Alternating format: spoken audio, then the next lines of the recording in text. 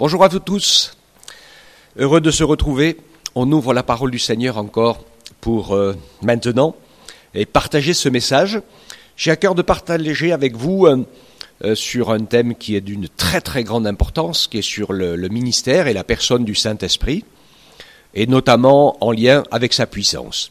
Mais en introduction, je voudrais qu'on puisse ne pas oublier et se rappeler, et c'est très important, que le Saint-Esprit, c'est pas juste une force et une puissance, les muscles de Dieu, mais que le Saint-Esprit est une personne qui fait partie de la Trinité, qui a donc son autonomie, sa pensée, sa manière de s'exprimer et son ministère. Et c'est très important pour nous d'être bien au clair là-dessus parce que c'est lui qui travaille avec nous, en fait.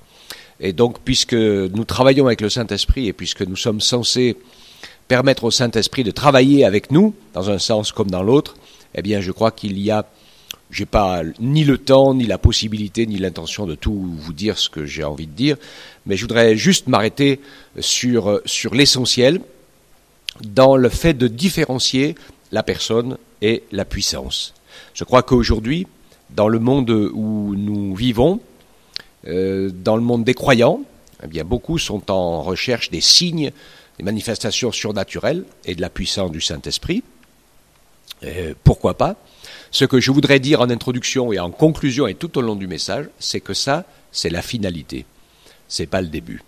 Le début de la relation avec le Saint-Esprit, c'est autre chose, ça se construit autrement, c'est différent, et le Saint-Esprit va nous emmener à lui permettre, lui qui est le Tout-Puissant, je vous rappelle que c'est pas nous les Tout-Puissants, c'est le Saint-Esprit, lui qui est le Tout-Puissant, eh bien simplement lui permettre d'agir en nous, et aussi au travers de nous, et surtout parce que c'est le but de sa puissance, en faveur de ceux qui sont perdus et qui ne connaissent pas encore le Seigneur.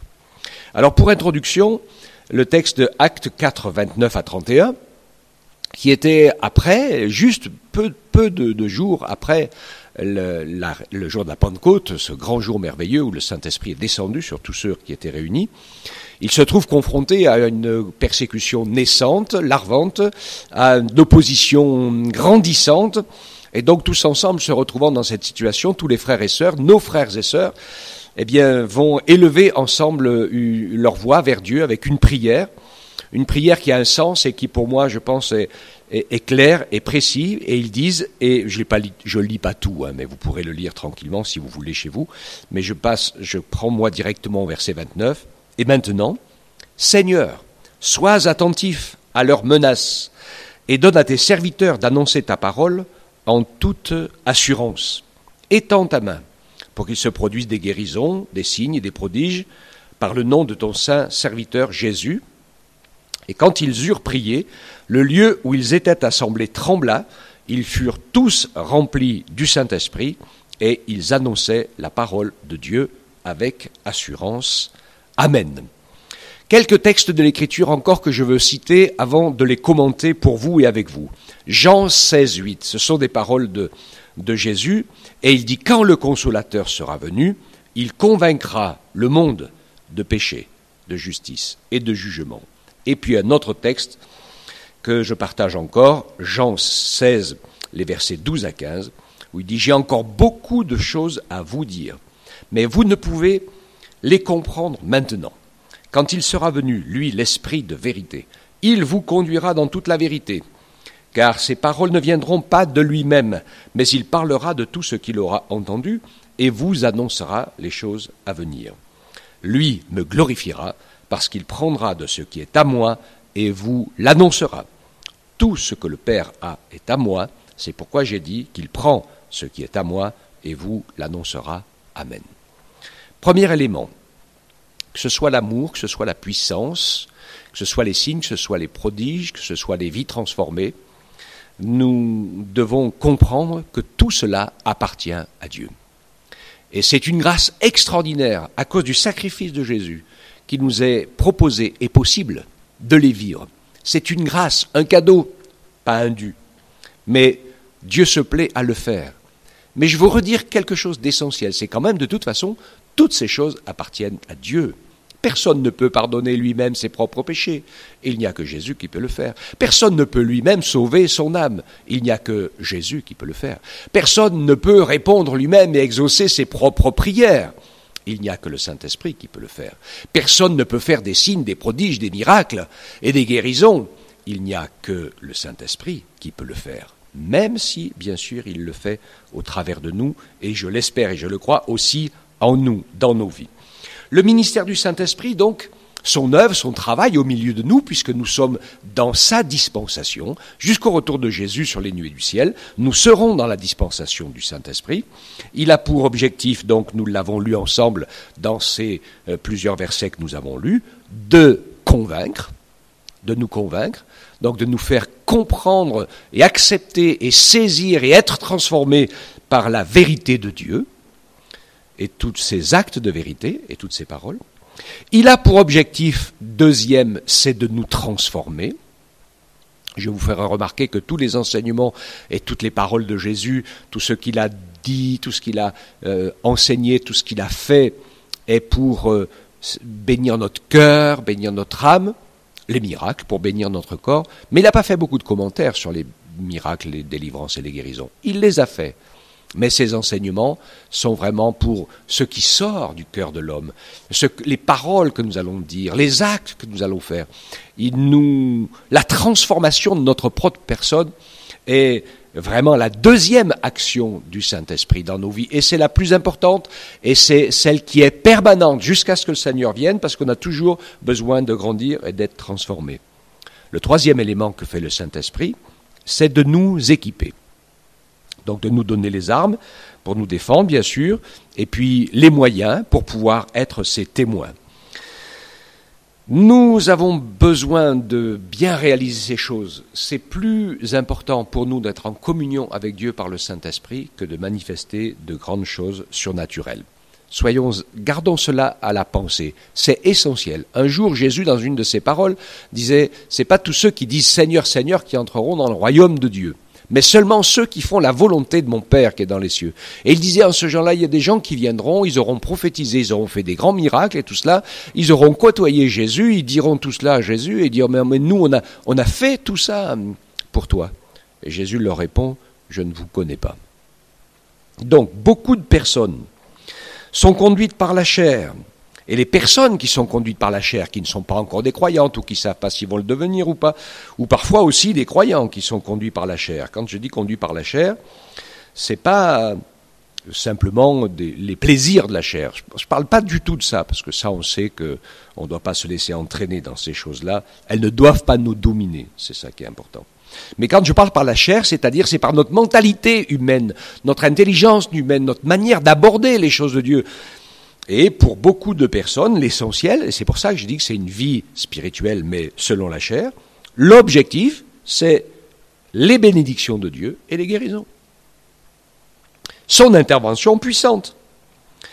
Et pour beaucoup d'autres croyants, encore, eh bien, ils recherchent la puissance de Dieu et pour pouvoir l'exercer, et l'autorité de Dieu pour pouvoir dominer. De quoi le Saint-Esprit nous convainc-il ? De péché. Ça, c'est toujours son travail. Et c'est essentiel pour chacun d'entre nous que nous n'oublions jamais qui nous sommes et d'où nous venons. Parce que parfois, j'ai l'impression, en entendant certains, qu'ils se prennent presque pour Dieu. Notre vieille nature. Alors nous allons voir ensemble, justement, les œuvres de la chair. Et puis je vous donnerai le fruit de l'esprit après, c'est important, pour notre transformation. Et la conviction, elle est pour moi, pour que je sois convaincu des progrès que j'ai à faire, et la transformation aussi. Et puis elle va être dans les prédications pour tous les autres. Et c'est important, dans la conviction et dans la transformation, d'être bienveillant. Parce que parfois, on veut juste montrer qu'on est plus grand et plus fort que les autres.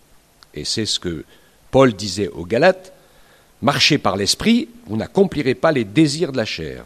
La chair a des désirs contraires à l'esprit, et l'esprit en a de contraires à la chair. Ils sont opposés l'un et l'autre afin que vous ne fassiez pas ce que vous voudriez. Mais si vous êtes conduit par l'esprit, vous n'êtes pas sous la loi. Et il va donc faire la liste des œuvres de la chair. Donc il y en a qui vont être évidentes pour nous parce que c'est des débordements et des excès de la vie, des plaisirs du monde. Et puis il y en a d'autres qui ne sont pas forcément évidentes et qui pourtant sont dans la même liste et qui ont autant d'importance. Alors par exemple, il parle en premier bien sûr de l'inconduite, de l'impureté et de la débauche. Tous les gens qui sont ainsi esclaves de leur corps, de la sexualité, de tant d'autres choses, en devenant esclaves, c'est comme tous les esclavages, que ce soit l'alcool, la pornographie, le sexe, tout ce qu'on veut, eh bien ça finit toujours par des débordements parce qu'on n'en a jamais assez, c'est addictif. Et ce qui est addictif est destructeur. Et il donne donc une liste ainsi, débauche, idolâtrie et magie. Alors ça on comprend, on dit ça c'est vraiment un comportement païen pour les gens qui sont incroyants, qui ne connaissent pas Jésus. Mais par contre il va dire d'autres choses. Hostilité. Je connais des gens, des fois je suis hésitant pour leur parler, parce qu'on a l'impression qu'ils mordent tout le temps. Vous tendez un peu la main, là, crac, crac, vous allez vous faire mordre. Ils se disent chrétiens. Ça c'est de l'hostilité, de la discorde, de la jalousie, des fureurs, de la rivalité, des divisions. Alors là, je pense qu'il y a ce qu'il faut.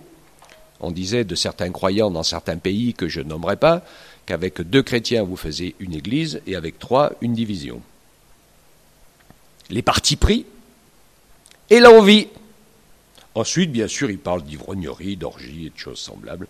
Ça, pour nous, ces côtés-là sont clairs. Mais ce que je veux dire ici, c'est que dans ces œuvres de la chair, qui, à mon avis, nous les côtoyons, et parfois certaines d'entre elles, d'hostilité, de discorde, de jalousie, de rivalité, de division, de parti pris ou d'envie, sont les nôtres. Elles sont du même acabit pour Dieu. Il ne fait pas de différence entre elles et ceux qui vivent dans les péchés de la chair et du monde.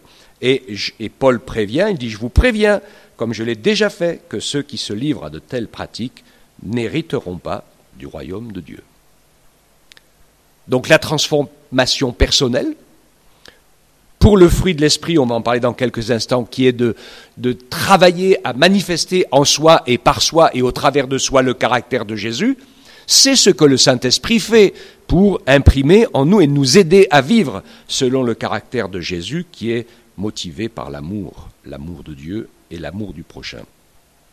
Alors, il est vraiment important pour nous que nous prenions ainsi, non pas un chemin d'égarement en recherche de puissance, d'autorité, tout ce qu'on veut, mais de prendre le chemin de la vie, et ce chemin de la vie, il commence par nous convaincre de péché. Et ainsi nous entraîne dans un premier élément de construction. Le premier élément de construction, c'est de devenir des adorateurs que le Père recherche. Jean 4, 23. Cette recherche va nous permettre de trouver en Dieu la paix, l'amour, le non-jugement, la main tendue de sa présence bienveillante pour nous aider à être transformés, puisqu'il ne nous condamne pas, mais il veut nous sortir de nos péchés.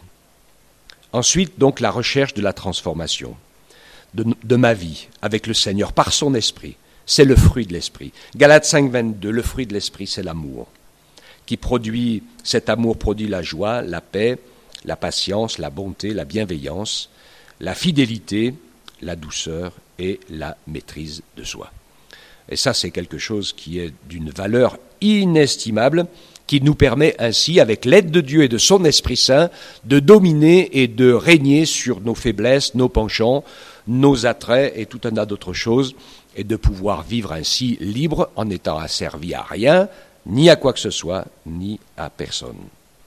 Donc recherche de communion avec Dieu, recherche de transformation, puis recherche du baptême dans le Saint-Esprit et de tous les éléments qui vont avec, puisque le Seigneur nous l'a demandé, avec un objectif. Acte 1, 8, vous recevrez une puissance, celle du Saint-Esprit survenant sur vous, et vous serez mes témoins dans la Judée, dans la Samarie et jusqu'aux extrémités de la terre.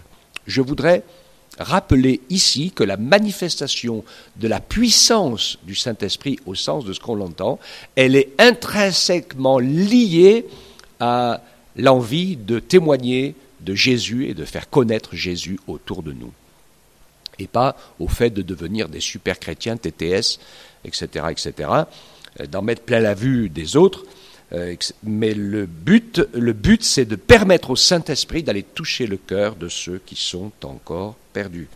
Et donc ainsi, le baptême du Saint-Esprit, bien sûr, est nécessaire. La parole le dit, Pierre l'avait prêché, il dit bien le Saint-Esprit est pour vous tous, en aussi grand nombre que Dieu les appellera. Donc, pour nous, nous sommes invités à répondre à l'appel du Seigneur, parce que après le fait d'être sauvés, d'être à l'école de Dieu pour être changé et transformé, et de vivre en communion avec le Seigneur pour manifester l'amour de Dieu avec les autres et avec le Seigneur, eh bien l'ordre essentiel du Seigneur, c'est aller, faites de toutes les nations des disciples, en les baptisant au nom du Père, du Fils et du Saint-Esprit. Ainsi, c'est notre rôle. Le Seigneur nous appelle à être des témoins, et donc que nous puissions dire « Oui, Seigneur, je veux être ton témoin », et que nous puissions prier beaucoup, non pas juste pour être remplis de la puissance du Saint-Esprit, pour vivre alors ce que je vais dire un petit peu, qui est comme les autres plaisirs, c'est-à-dire une espèce d'état de jouissance dans la communion du Saint-Esprit, qui est une très belle et très bonne chose, il n'y a pas de souci, il n'y a pas de problème avec ça, c'est très bien. Mais l'objectif, et puis nous allons le voir d'ailleurs, en fait, parce que ça tourne court, va très très vite quand on vit comme ça. En fait, l'objectif, c'est de bénir les autres, de servir les autres, d'aller vers l'autre, d'être témoin pour les autres. Et le sens le plus essentiel de notre prière, c'est ce qu'on a vu dans la première prière des chrétiens qui voyaient l'opposition. Eh bien, c'est de beaucoup prier pour être des témoins inspirés, remplis de l'Esprit, pour que Dieu puisse confirmer sa parole dans le cœur de ceux qui ne le connaissent pas encore. C'est la clé, c'est le sens, c'est le plus important.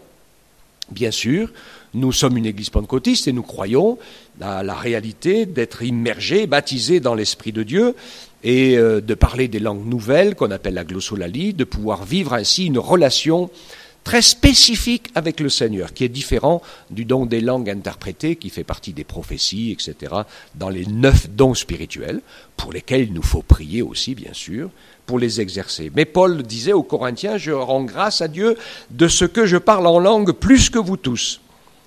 Et en fait, on découvre ici que c'était le secret de sa relation personnelle avec Dieu par le Saint-Esprit. Et il disait, mais dans l'Église, je préfère quand même dire 5 paroles avec mon intelligence pour instruire les autres, plutôt que 10 000 paroles en langue. On comprend ici très très bien, comme il le dit un peu plus loin, dans 1 Corinthiens 14,4, que celui qui parle en langue s'édifie lui-même, et puis celui qui exerce la prophétie ou les dons spirituels, il édifie l'Église. Donc nous voyons bien sûr l'importance d'être rempli du Saint-Esprit, d'être immergé dans le Saint-Esprit, de parler en langue dans notre adoration avec le Seigneur, parce que ça nous permet d'être immergé dans le mystère de Dieu et d'apprendre à laisser le Saint-Esprit faire ce qu'il a envie de faire de notre vie, parce que ça c'est ce qu'il y a de plus compliqué. Nous, on a toujours des ordres à donner à Dieu et on voit toujours par avance ce que Dieu devrait faire dans nos vies. Mais le Saint-Esprit, des fois, il veut faire autre chose. Un travail secret dans notre esprit, dans notre psyché, dans une partie de nous qui est brisée, qui est démolie, qui n'est pas conforme. Eh bien, l'Esprit veut pouvoir travailler et il le fait. C'est le mystère de la vie, comme ce mystère de la vie dans notre propre corps physique. On essaie bien de l'expliquer, hein, mais je pense que on est toujours à savoir moins de choses que celles qu'il y a à découvrir, parce que le mystère de la vie est infini. Et dans la relation et la communion avec Dieu par le Saint-Esprit et dans l'adoration en langue, eh bien, il y a exactement la même chose, cette construction, cette bénédiction, cette édification personnelle. Et je termine en concluant, n'oublions jamais que le but de l'action puissante de l'Esprit, eh bien, c'est de manifester l'amour de Dieu aux perdus. Ça, c'est ce qui est essentiel. Et à partir du moment où nous recherchons la communion du Saint-Esprit, la vie de l'Esprit, la direction du Saint-Esprit et la puissance du Saint-Esprit pour bénir autour de nous, parce que c'est l'objectif qu'on le reçoive pour bénir. Et c'est comme ça qu'on fonctionne dans la volonté de l'Esprit. Si on le reçoit juste pour être gavé, alors on va être gavé nous-mêmes et peut-être qu'on va aussi gaver les autres au bout d'un moment. L'action puissante du Saint-Esprit n'est pas forcément proportionnelle aux décibels qu'on entend dans le lieu d'adoration. Je voudrais juste faire remarquer qu'il est bien écrit parler en langue et pas crier en langue. Donc on n'est pas obligé Et souvent, la plupart du temps, les cris ou le grand bruit manifestent une réaction, comment dirais-je, épidermique de la chair humaine à l'action et à la présence du Saint-Esprit. Au moins, on sait que le Saint-Esprit est là. Mais comme on a du mal à se contrôler, alors ça déborde un peu parfois. Bon, c'est pas très très grave. Je me dis des fois, il vaut mieux que ça déborde plutôt que ça soit tellement éteint qu'on a l'impression de se retrouver dans un cimetière. Mais ce qui est important, c'est qu'il ne faut pas mélanger les choses. On n'est pas en recherche de sensation, on n'est pas en recherche de puissance, on n'est pas en recherche d'autorité, on est en recherche de la personne du Saint-Esprit, du plan de Dieu, de la volonté de Dieu et de la force dont nous avons besoin d'être remplis pour rendre témoignage à notre prochain.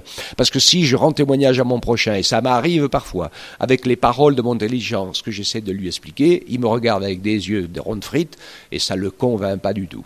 Mais si j'ai pour lui une parole inspirée, une parole de connaissance, si j'ai une parole qui vient du Saint-Esprit, alors je peux vous garantir que là, ça ne laisse jamais personne indifférent, c'est sûr, et c'est pour cela que nous devons prier, c'est dans ce sens-là que nous devons vivre une relation avec le Saint-Esprit. Et pour le reste, le Saint-Esprit n'est pas fait pour démontrer notre grande spiritualité, il est fait au contraire pour nous aider encore dans tous les progrès que nous avons à faire. Et je pense que quand on est conscient de la réalité, eh bien on va s'apercevoir qu'on a toujours beaucoup plus de progrès à faire devant nous que ceux qui sont déjà acquis. Je pense que c'est une bonne manière de voir les choses pour nous garder dans l'humilité et en même temps dans la foi, parce que nous savons que le Seigneur n'en a pas fini avec toi, il n'en a pas fini avec moi, et qu'il veut continuer à œuvrer pour nous rendre conformes à Christ par la puissance du Saint-Esprit. Que Dieu vous bénisse tous, mes chers amis. Amen. Sois béni, Seigneur. Ta parole est merveilleuse, ton Esprit Saint qui vit en nous et au milieu de nous est extraordinaire. Aide-nous à le respecter, à l'honorer, à le laisser travailler humblement dans notre vie, dans notre cœur, autour de nous, et puis à nous associer au plan et au dessein de l'Esprit Saint qui aime les hommes et les femmes et les enfants encore perdus et qui veut les sauver, qui veut les toucher. Aide-nous, Seigneur, à être motivés par l'amour, aide-nous à être convaincus de notre incapacité, et aide-nous aussi d'être convaincus de ta capacité, parce que toi tu es tout puissant, et il n'y a rien qui soit impossible à Dieu. Nous le croyons, nous voulons le saisir, mais nous ne voulons pas nous inventer une spiritualité charnelle. Nous voulons que ton Saint-Esprit, ton Esprit Saint, ait toute la place et que ce soit lui qui dicte les mots à dire, la conduite à suivre et les choses à faire, parce que c'est comme ça que Jésus vivait sur la terre. Il fonctionnait en ne disant rien de lui-même, en ne faisant rien de lui-même, mais il disait et il faisait ce que le Saint-Esprit lui montrait de la part du Père. Et je pense qu'on n'est pas mieux que Jésus, donc c'est à nous aussi d'avoir les mêmes directives, les mêmes attitudes et la même manière de servir. Que Dieu vous bénisse tous et vous renouvelle. Soyez remplis du Saint-Esprit, soyez renouvelés dans le Saint-Esprit, soyez baptisés de l'Esprit, soyez remplis de l'Esprit de Dieu et soyez des témoins. Et priez beaucoup pour être des témoins puissants. Que Dieu soit béni. Amen.